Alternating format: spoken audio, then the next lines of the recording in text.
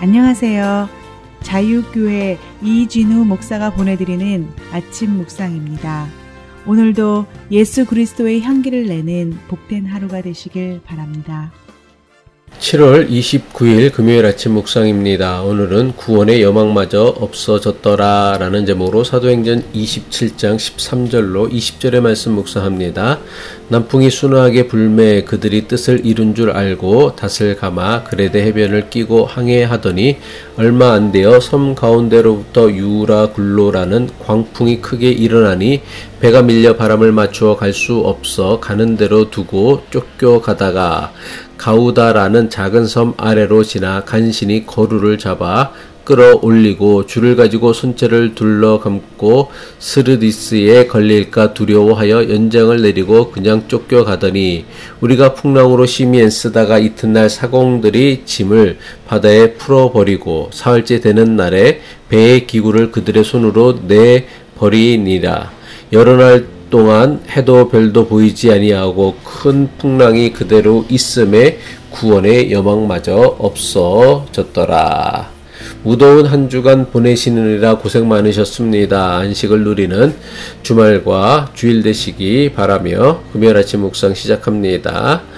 바울 일행을 태우고 이탈리아로 향하는 알렉산드리아 배는 거센 바람을 만나 통상적인 항로로 항해할 수 없었습니다. 알렉산드리아 배는 거센 바람으로 남쪽 그레데 섬까지 밀려가서는 섬을 바람막이 삼아 천신만고 끝에 간신히 미항이라는 항구에 도착하였습니다. 알렉산드리아 배가 간신히 미항에 도착했을 때는 이미 예정된 일정보다 상당히 지체되어 지중해 바다를 항해하는 것이 매우 위태로운 시기에 이르렀습니다. 바울은 출항하는 것은 위험하니 지금 정박한 미항에서 내려 겨울을 보내고 봄이 오면 다시 항해에 나설 것을 제안하였습니다. 하지만 선장과 선주는 지금 정박한 미항은 규모가 작은 항구여서 겨울을 지내기가 적합하지 않다고 여겼습니다.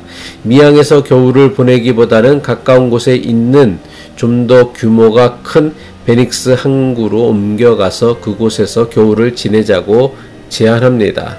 선장과 선주가 베닉스 항구로 이동하자고 주장한 이유는 배와 배에 실린 화물을 보호하기에는 미항보다 베닉스 항구가 더 안전하다고 여겼기 때문입니다. 선장과 선주의 최대 관심은 승객들의 생명과 안전보다는 배에 실은 화물을 안전하게 지키는 것에 우선순위가 있었던 것입니다. 반면에 바울은 섣불리 항해에 나섰다가는 배와 화물은 물론 승객들의 생명도 위험해질 것을 강력하게 경고하였습니다. 사도행전 27장 9절 후반부부터 10절까지의 말씀이죠. 바울이 그들을 권하여 말하되 여러분이여 내가 보니 이번 항해가 화물과 배만 아니라 우리 생명에도 타격과 많은 손해를 끼치리라 하되 하지만 아무도 바울의 말에 귀 기울이지 않았습니다. 백부장 율리오도 바울보다는 선장과 선주의 말을 더 믿었습니다. 백부장 율리오는 지중해 항해에 대해선 선장과 선주가 바울보다 더 전문가라고 여겼기 때문일 것입니다. 하지만 백부장 율리오가 놓친 것이 있었습니다. 선장과 선주의 관심은 승객들의 생명과 안전이 아니라 자신들에게 막대한 이익을 가져다 줄 화물에 있었다는 것을 몰랐습니다. 때마침 거센 풍랑이 잦아들고 남풍이 순하게 불어오자 선장과 선주는 즉시 베닉스 항구를 향해 출항하였습니다. 사도행전 27장 13절이죠. 남풍이 순하게 불매 그들이 뜻을 이룬 줄 알고 닷을 감아 그레데 해변을 끼고 항해하더니 이것은 인생의 선택과 결정에 대해 매우 중요한 영적 도전을 주는 사건입니다. 사람들이 잘못된 길을 가는 이유가 무엇입니까? 그 길이 순탄하고 순조롭게 보이기 때문입니다. 어렵고 힘든 줄 알면서도 잘못된 길로 가는 사람은 아무도 없습니다. 마치 요나가 하나님을 피해 다시스로 도망치려고 욥바에 내려가자 마침 다시스로 가는 배를 만난 것처럼 말입니다. 미항을 떠난 알렉산드리아 배는 그레데 섬의 해안을 바람막이 삼아 40마일 떨어진 베닉스 항구를 향해 항해하기 시작했습니다. 하지만 순풍은 출항할 때 아주 잠깐이었고 알렉산드리아 배는 이내 예상치 못한 광풍에 휩싸이게 됩니다. 알렉산드리아 배가 바람막이로 삼았던 그레데 섬 한가운데서 만들어진 유라굴로 광풍이 배를 덮친 것입니다. 사도행전 27장 14절이죠. 얼마 안 되어 섬 가운데로부터 유라굴로라는 광풍이 크게 일어나니 그레데 섬 한가운데서 불어닥친 유라굴로 광풍으로 알렉산드리아 배는 항로를 이탈하여 바람이 부는 대로 이리저리 밀려 다녀야 했습니다. 사도행전 27장 15절입니다. 배가 밀려 바람을 맞추어 갈 수 없어 가는 대로 두고 쫓겨가다가 알렉산드리아 배는 유라굴로 광풍에 떠밀려서는 목적지였던 베닉스 항구에서 점점 더 멀어져만 갔습니다.